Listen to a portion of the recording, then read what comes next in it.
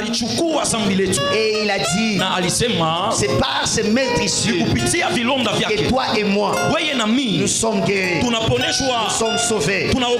C'est lui qui a payé le prix. Alors pour ce Jésus-Christ, qui est à ton acclamation ce matin, sois comparable à une adoration. Quand tu l'acclames, tu es en train de l'adorer. Pour lui dire, comme tu m'as sauvé, sauve encore les autres. Comme tu m'as guéri, guéris-moi encore. Et le Dieu qui pourvoit à nos besoins. Amour pour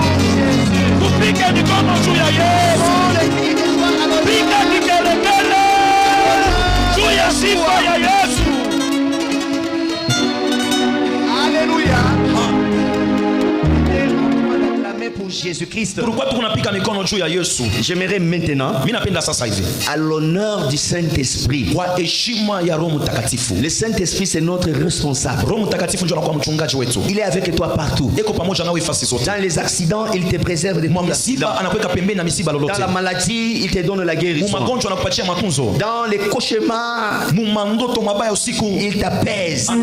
Dans toutes les circonstances de la vie, il est notre secours. À l'honneur du Saint-Esprit, lui qui va parler encore ce matin, lui qui va inviter ce matin, c'est lui le Saint-Esprit. Les choses que nous n'avons pas vues, le Saint-Esprit les a vues et il nous a permis de les voir. Les choses que nous n'avons pas entendues, le Saint-Esprit les a amenées à l'oreille.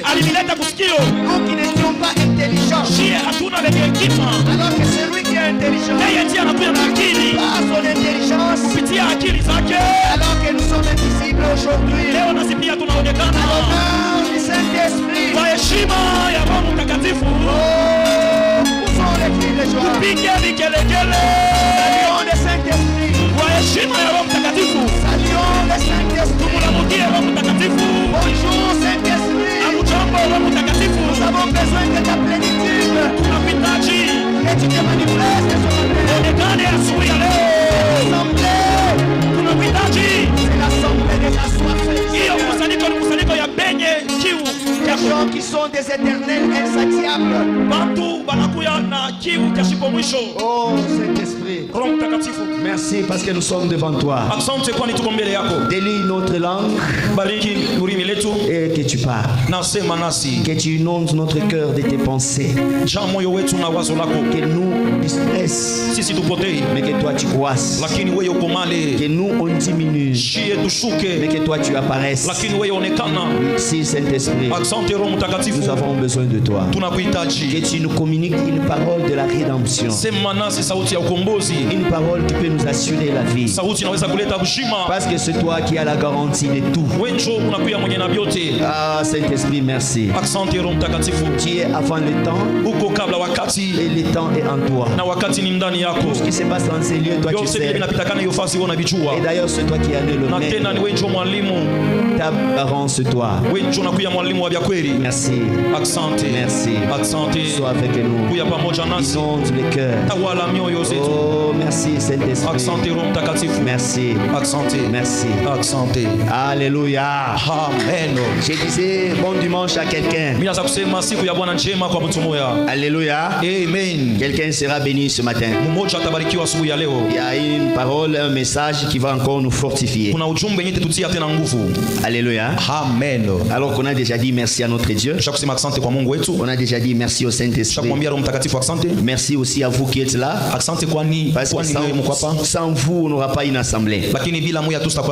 Alors que vous êtes là, vous allez nous permettre que nous puissions parler ce matin, mais que la vie de quelqu'un soit édifiée. Alléluia. Amen. Ce matin, nous avons un thème en répétition. Briller, dominer et réussir. Mon sous-thème, c'est un message que nous avons prêché l'année antérieure, qui était occuper la terre utilement. Kutawala dunia bila faida kwa bure. Utilement. Na faida. Alléluia. Amen. Il y avait premièrement pourquoi occuper la terre inutilement. Ya kwanza ilikuwa kanjuu ya nini kutawala dunia uswat kuya pa dunia juu ya bure bila faida. Et la deuxième fois, na mara ya pili le même message, ujumbe moya mais c'était occuper la terre ilikuwa ni kuya pa dunia mais utilement, lakini na faida. Alors que ce matin, sasa asubuhi ya leo c'est ce même message inakuwa ni paka ile ujumbe moya que nous allons reprendre. Tutarudiria motena. Alléluia. Amen. Quelqu'un comprendra que nous sommes en train de tourner tout autour du pot. Mtu mmoja atavumbula kwamba tuko tunashunguluka paka fasi moya. Depuis l'année passée, tangu mwaka uliopita, on parle de la vie de quelqu'un. Tunasemezea juu ya maisha ya mtu mmoja. Depuis l'année antérieure, tangu mwaka uliopita, on est en train de donner des conseils à quelqu'un. Tunaleta mashauri kwa mtu mmoja. Et les mêmes conseils, nous sommes en train de les reprendre. Nous ne sommes pas pressés. Mais il faudra que quelqu'un écoute. Si le besoin du Saint-Esprit et que l'on écoute et que l'on mette ça en pratique et que l'on se découvre pourquoi nous sommes sur la terre. Alors que l'année passée, on était parti d'un passage de Luc où on avait dit que Christ était en train de passer. Alors qu'il a trouvé une vigne. Alors qu'il dira, pourquoi moi j'ai espéré que tu aies des fruits alors que tu n'en as pas produit. Alors il est inutile vraiment que tu existes. Il faut qu'on te coupe. Alléluia. Amen. Le même message, nous avons dit que la vie de la personne est bouclée par 3 étapes. Nous tous ici, nous avons une entrée sur la terre. Et cette entrée, c'était par la naissance. C'est comme ça que nous sommes nés. À part le Seigneur Jésus-Christ, lui, par la manifestation du Saint-Esprit, il a existé. Donc il avait un père qui est esprit, mais il avait une maman par laquelle il est passé qui est la Vierge Marie. Alors que ça, ce n'était pas notre point que nous allons traiter. Nous sommes tous arrivés sur la terre par une seule voie, un seul canal. Par la naissance. Alléluia. Amen. Personne qui peut me contredire ici dans la salle que lui est tombé du ciel comme la manne. Nous tous nous sommes nés. Un chemin par lequel nous sommes venus sur la terre. Alléluia. Amen. La deuxième des choses, après l'entrée, nous avons un parcours. L'entrée ne nous intéresse pas. Mais c'est le parcours qui est plus intéressant. Si il faut qu'il y ait des églises, c'est toujours le parcours qui fait que les églises existent. Même si le Seigneur est venu sur la terre, c'est par le parcours qu'il est venu qu'il puisse stabiliser les choses. Alors pour le parcours, j'aimerais réveiller la conscience de quelqu'un. Dans le parcours de la vie, il y a ceux qui ont bien commencé la vie et qui ont bien fini. C'est comme ça que nous avons dit la semaine dernière. Il y a ceux qui ont bien commencé la vie et qui ont bien fini la vie. Donc ils ont bien commencé leur parcours, mais ils sont bien arrivés à la fin de leur parcours sur la terre. Alors il y a encore d'autres, ils ont bien commencé, mais ils ont mal fini. Il y en a d'autres qui ont mal commencé, mais qui ont bien fini. Il y en a d'autres, le début a été mal et ils ont mal fini. C'est ce que nous avons dit la semaine dernière, que la vie a des réalités. Alléluia. Amen. Est-ce que je parle à quelqu'un ce matin? Alors que je disais que je parle d'abord à moi-même, avant qu'il ne vous adresse à vous.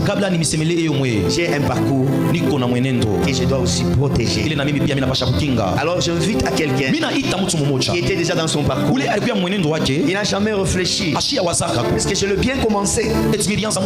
Alors si tu ne connais pas le départ, réfléchis déjà. Alors que tu es déjà déjà en action, il y a une finalité. Alors que la finalité, c'est ça même les buts de l'existence. Alors que les deux points qui nous séparent, le début qui est l'entrée par la naissance, ça peut être et pour les servir. Et nous avons l'argent par lui. C'est lui qui nous donne. C'est comme ça qu'il dit. Il est avant toutes choses. Toutes choses subsistent en lui. Et si tu peux lire Ephésiens, Ephésiens dit en lui tout est caché. Tout est caché en lui. Mais toi qui cherches la gloire, tu cherches l'argent, et même quand tu en as, tu abandonnes le Seigneur. C'est une erreur de la vie. Tu ne vis pas par conformité. Est-ce que je parle à quelqu'un? Est-ce qu'on est ensemble? Paul dit ceci: il nous séparera et l'amour de Christ sera la tribulation. Il dit non. Il pose encore une question: sera-ce l'angoisse? L'angoisse c'est quoi? C'est une inquiétude extrême. Alors que ceux qui ont fait les études en médecine peuvent bien nous expliquer.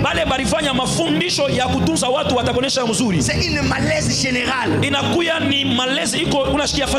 Alléluia. Amen. Maintenant, une malaise générale comme ça, tout ne va pas bien parce que je suis mal à l'aise. C'est le temps de s'accrocher au Seigneur. Ce n'est pas l'angoisse qui peut te séparer de Dieu. La décision. Si Ruth a dit, qu'est-ce qui me séparera de l'amour de Ruth, moi Ruth et Naomi? Rien.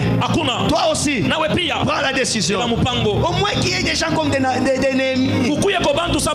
Regarde quand Néhémie est en train de rebâtir les murs. On est en train de les tourmenter par des Tobija et Sambala. Qu'est-ce qu'il dit? Un homme comme moi, suivre les caprices des humains. Non, nous sommes là pour le Seigneur. Nous vivons pour le Seigneur. Nous serons pour le Seigneur. Et même quand nous l'essayons, c'est pour le glorifier. Même quand nous avons ça, ce sont des choses que nous arrachons dans les dépôts. Je vois les travailleurs dans un magasin. Ils ne sont jamais partis avec les dépôts. Ils prennent, mais le propriétaire du magasin est en train de remplacer des choses qui ont été prises. Mais écoutez notre Dieu, il n'a jamais tombé en faillite.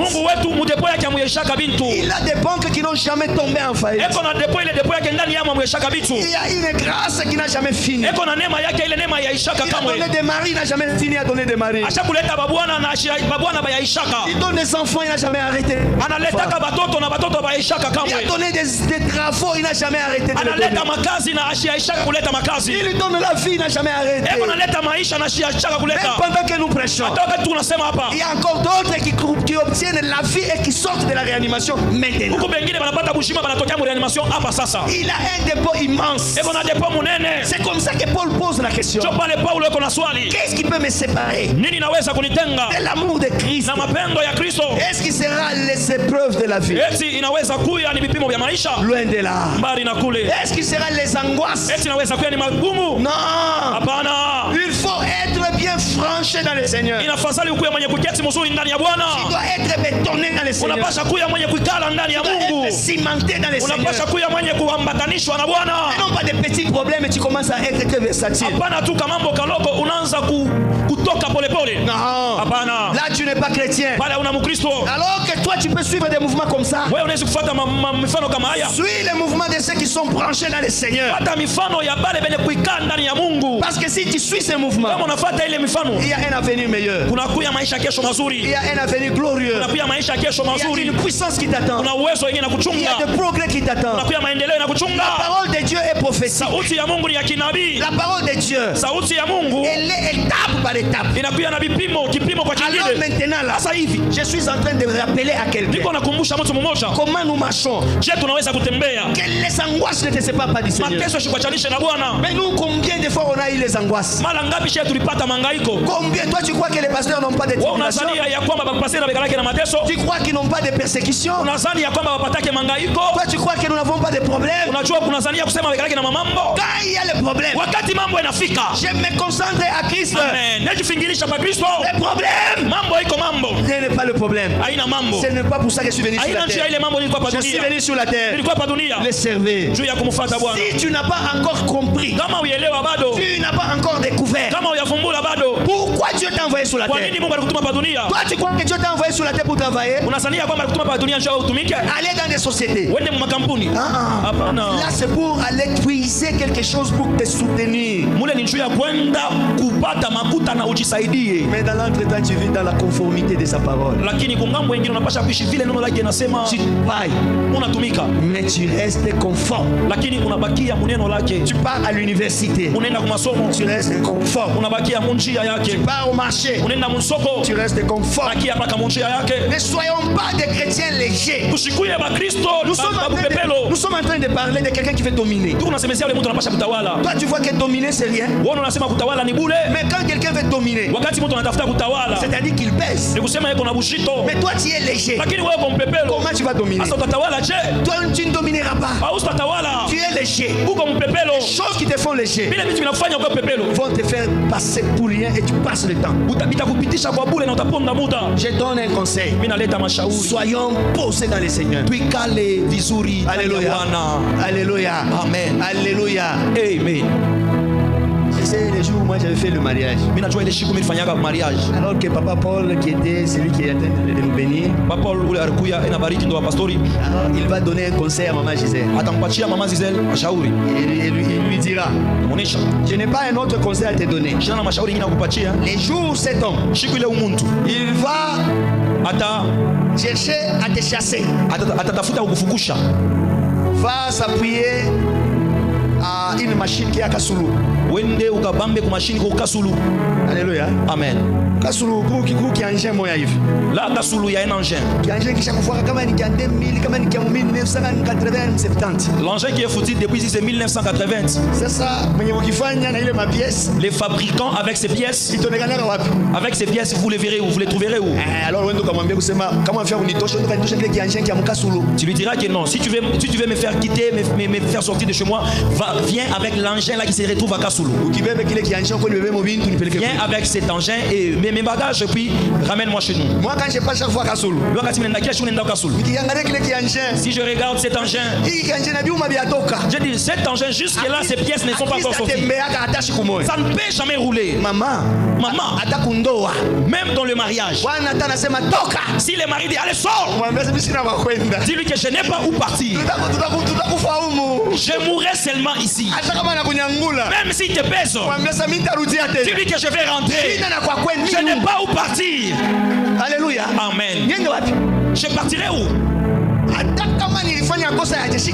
Même si j'ai commis n'importe quelle erreur, je ne peux pas sortir. Toi et moi, rien que la mort qui peut nous séparer.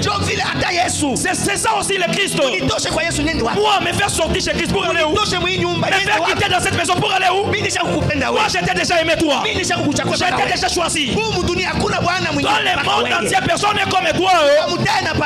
Tu lui dis, tu les cites par son nom. Ah, César, rien de wapi. Même n'importe quelle colère, il va s'apaiser. Même dans le Seigneur. Même si tu venais avec n'importe quel coup. Le Seigneur, il a été fouetté. Il a été chicoté. Mais il ne t'a pas laissé. Et à la fin, il a achevé sa course jusqu'à la fin. Moi, je ne peux jamais le laisser. Rien ne peut me séparer de Jésus. Si je ne trouve pas manger aujourd'hui, je lui dirai, Seigneur Jésus, il sait ce que je manque aujourd'hui. Et demain, il me les donnera. Je vais les laisser. Mais situation inateka, même si la situation devenait compliquée, j'entre dans la parole. minaingia katika neno. Il est un Dieu Eko Mungu d'état wa mawakati et de circonstances. na manyakati. Alors le temps qu'il a organisé, Hiyo wakati anaruhusu, je n'ai rien. mishina na kitu. Il va encore organiser Ataruhusu un tena autre temps. wakati ingine. J'aurai ce que je vais Nitakuya na construire. kile minaposa leo. Pourquoi je peux Juu ya abandonner? nini ninaweza kumwacha Mungu? Si tu es malade, Kama uko mgonjwa, j'informe à quelqu'un. mina tangazia mtu mmoja. Il y a un hôpital. Kuna kuya hospitali Il moja. y a un seul produit. Kuna kuya produit moja wala dawa tu moja. Et la prescription, Na ile maandiko c'est une prescription. inakuya ni ordonnance.